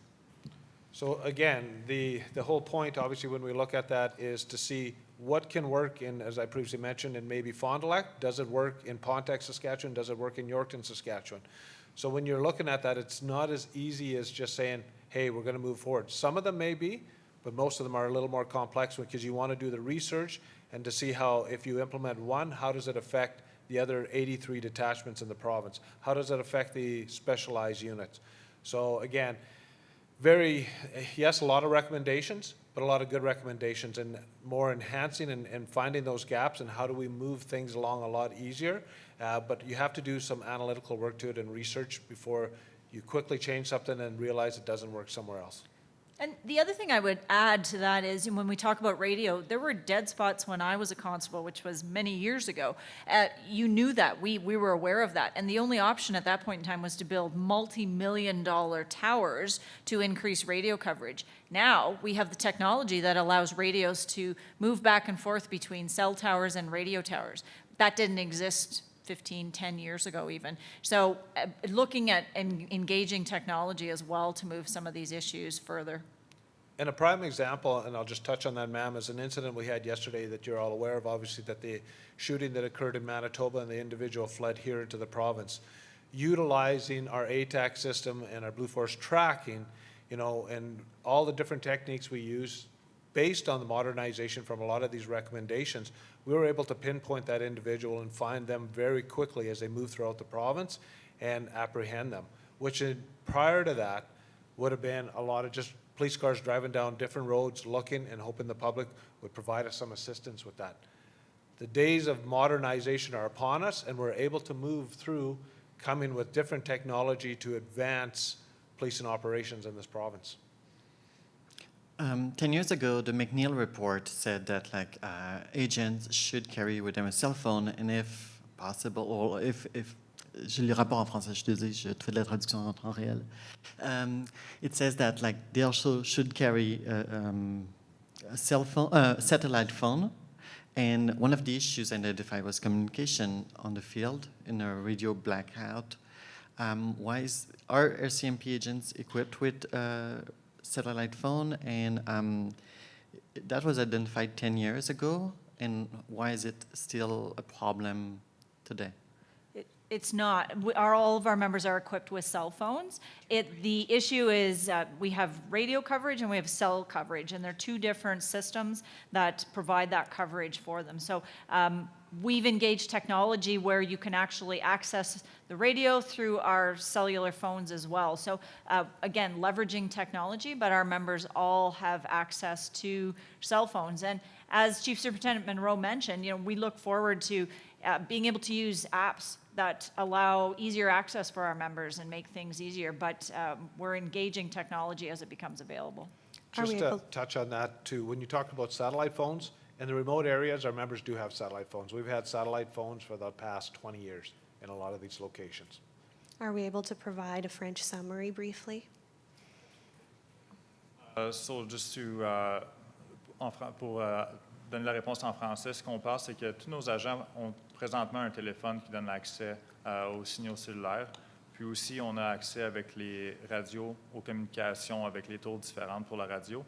On a aussi les téléphones satellites qui permettent dans les zones qui ont moins de couverture, d'être utilisé. Donc, on peut communiquer avec tout le monde. On a aussi maintenant des nouvelles radios qui peuvent changer entre les signaux de radio et les signaux cellulaires. Donc, on a une plus grande couverture au niveau de la géographie.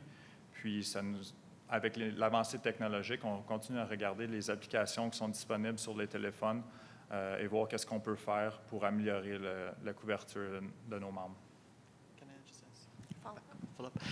Should the agents, est-ce que les agents dans pas la division, mais le détachement de Melfort, est-ce qu'ils auraient dû avoir un téléphone satellitaire? Non, pour cet événement-là, l'équipement qu'il y avait était approprié pour l'événement. Could you provide a summary in English, please? The question was if the event at Melfort, during the event in Melfort, if the members should have a different communication system in place, and for the most part in the areas that they were going, they had access to their satellite phones, to radio, and also to cell phone. So they had a major coverage throughout the geography that they were deployed to. Thank you. Hi, over here. Part of the review was to look at lessons learned from past events like Laloche and the Humboldt Broncos, which are two very different events. Do you have any specific takeaways from those that you were able to apply to James Smith? Well, and I can let Josh speak to family liaison, but I think we did a much better job in assigning family resources. In Humboldt, it was put upon a small number of individuals to deal with that, and recognizing the importance there, it was certainly expanded when it came to this incident. Yeah, just to expand on that, I think the lessons learned particularly are the ability or the recognition to scale up our normal protocols and processes.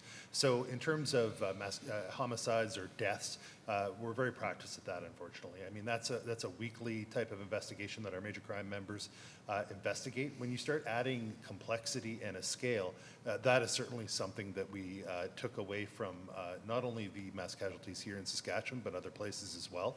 And so essentially that just looks up at amplifying our existing protocols under major case management, as well as recognizing that traditional means of investigating and assigning roles and responsibilities in situations like this become very overwhelming for the traditional approach. So essentially it becomes teams within a team under an overall command and control perspective that we normally do. So things like number of autopsies in this case as well, 11 different autopsies. So we had an autopsy team. I've mentioned the family liaison team as well.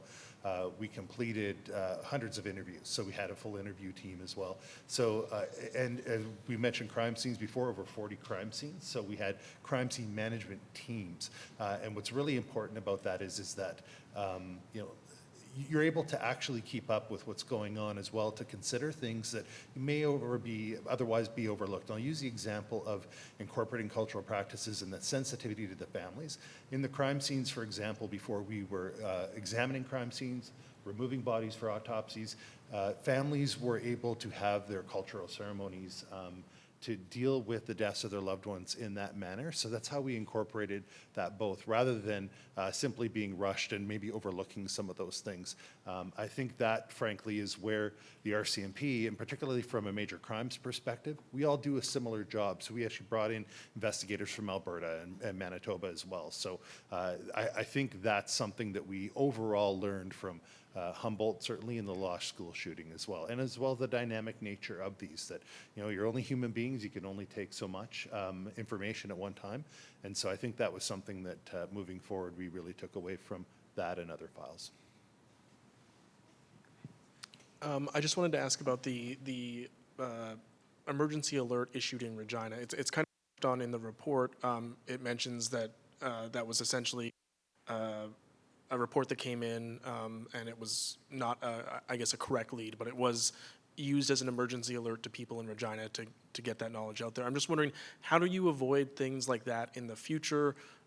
You don't want people to panic, obviously, during these types of incidents, so how do you avoid erroneous public alerts being issued like that? You're never going to eliminate it, and that call, that was my call. I made that call. I know now it was the wrong call, but at the time when I had to determine, do we get the information out there to a city that had a major event happening with the Rough Riders game? You know, here's an individual who has demonstrated that he is intent on killing a large number of individuals. We had an event like that happening, and we had information that came in that was deemed credible. We had a lot of tips that came in with people starting off, I'm 100% certain. Lots of times that 100% turned out to be 0%. So we have to assess that, but in that moment, we had to make a call as to what was the right thing to do.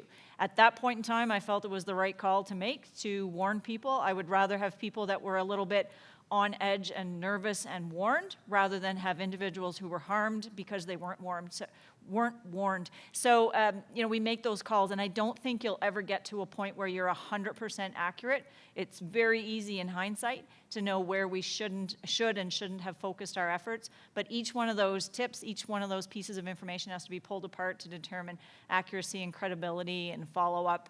And you know, we base it on not just a single tip, but we were comparing that to other pieces of information as well. So there was a lot of work done around that initially looked credible, and I chose not to wait to put that information out until we had 100% certainty.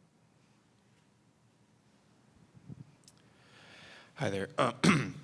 So if there were to be another mass casualty situation in Saskatchewan, do you think that the changes that the RCMP has implemented or is in the process of implementing since the events at James Smith Cree Nation would help save lives? And as well, which of the changes are most significant in that sense?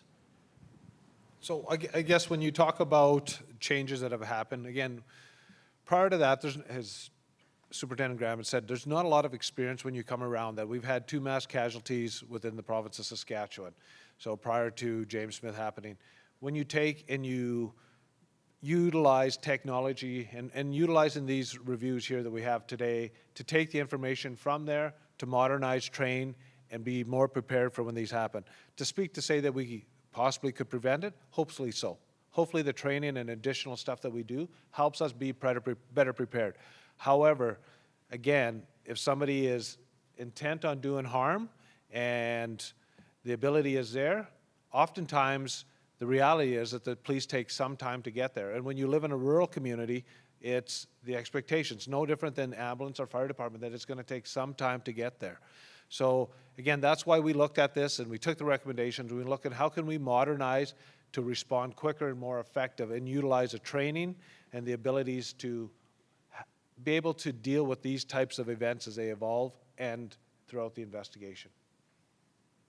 I think just to add on that as well, when this mass casualty occurred, Miles Sanderson and his brother were the ones that knew what they were planning and what was to unfold. I mean, that's the reality of policing, is that we try to predict certain things, but unfortunately criminals and offenders commit crimes that they happen. Our best is to respond to them and obviously to save lives. After we responded, there were no further losses of life after our investigators and first responders were in place. So that's always the goal, obviously, but the reality is for the initial part, we're certainly reacting. Thanks. Sorry. So within the report, it mentions that a number of James Smith community members believe that if an RCMP member had been posted directly in the community, fewer folks would have died. But quoting here, that type of service delivery model was not an option and goes beyond the scope of this review, it says. I guess the question is, why was that not an option? And if this review wasn't the place for the RCMP and the community to address that, where would be the place to address that thought or request or consideration? There's a lot of considerations that happen. There's various levels of policing, even within the province of Saskatchewan. That includes both provincial policing, we also have municipal policing, but then we also have First Nation policing. And so those positions are also involve the federal government, not just the province. They don't solely make those decisions. And the RCMP is the service provider on those. Going back to the situation you laid out, having someone not having to travel the distance that our members had to get there, it would seem to make sense that someone would have been able to respond quicker. Whether that would have translated into saving lives, I can't say that for certain. It was a very chaotic, a very rapidly unfolding and dynamic situation. And keep in mind that the victims were not targeted, it wasn't one street that the accused went from house to house. He was going throughout the entire community, both within the village and the outer parts of the First Nation, where he was unfortunately targeting these victims. And as fast as a car could be identified that had been stolen, that information would get out to our members. Another car, that vehicle would be dumped, and another one would be stolen. So it was very rapidly unfolding, and I'm not certain that would have made a difference. The other piece you have to keep in mind is the safety of the officers as well. One individual responding is not something we endorse, and so what does that look like when you have two members that need to respond to a situation? And do you have both those members available at that First Nation? You have to provide housing for those members. It gets to be a very detailed discussion that needs to happen before a change like that occurs. This was a very, very tragic situation for a lot of people in Saskatchewan, but especially members of James Smith Cree Nation. How will these recommendations change that community moving forward and your guys' relationship with them? So when you talk about our relationship, we have a pretty strong relationship with James Smith Cree Nation. You heard our commanding officer speak to yesterday and the day before, where she was out there at a cultural event. And so a lot of the recommendations here are designed around policing and how we respond to that. Again, in my previous statement, I opened up and I talked about there was a lot of processes in place. We just had to formalize. Building relationships with not only James Smith, but our other First Nation communities in Saskatchewan. And as a First Nation person, I can talk about this, that I've seen reconciliation not become a buzzword in the RCMP, but actually they're doing it. They're pushing that forward. And this is part of everything that we do daily when we work with our communities, and not only our First Nation communities, but our Métis communities and our northern communities that have a lot of Indigenous people in them. It's about building that trust, working with the community to enhance public safety. When it comes around James Smith, you look at a number of things, and they're in the recommendations, from having the musical ride come out there to having cultural events and having different parts of not only the Melfort detachment attend, but senior management of the RCMP. Policing is all about working with your communities and striving to improve public safety. I wanted to ask, the McNeil report that was created in the aftermath of the Moncton shootings, one of the recommendations was that the RCMP speed up the deployment of patrol carbines across the force. The review notes that the two responding officers, the first responding officers, only carried with them their patrol pistols. And I'm just wondering, are patrol carbines now standard in Saskatchewan for all officers, or how exactly is that in Saskatchewan? What's the status of that? We have carbines, we have sufficient carbines at all of our detachments. This comes back to that discussion, if you remember one of the recommendations about the one-person versus two-person cars. You put two people in a car and we have the ability to secure one carbine because that's normally what we do. So are you better to have two cars rather than two persons in one car and both have access to carbines? Sometimes, we have to make sure those carbines are secured properly when that car is not in use. So when members are being called out in the middle of the night, not necessarily on shift, then they have to get their equipment, and there's times of putting all that equipment where time to get to the scene takes precedence over loading a lot of equipment. So just to touch on that, obviously, carbines are a standard piece of equipment throughout the province of Saskatchewan and every one of our detachments and specialized units. So just in regards to that, we do have adequate amount of those firearms throughout the province. Okay, thank you. A follow-up on the one or two person response. The review notes that the two responding officers separated at the initial home once they discovered there were more scenes. I'm just wondering, I'm not trying to get you to second guess their response, but I guess, does that highlight the challenge of making sure adequate backup and response is available when responding to rural crime scenes that you don't know are going to be there? Yeah, it's all those factors that go into that consideration, right? And I think all of us at the table here and most of our members have hopped in a police car with someone else and because it needs a 2-member response.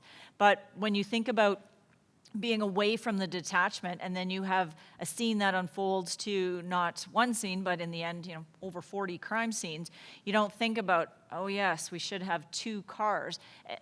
The de facto opinion is that, well, 2 people in a car is safer than 1, but sometimes you need to take other factors into consideration so that you're both mobile as well, because that's exactly what happened in the situation there. And that's why it really has to be a case-by-case basis.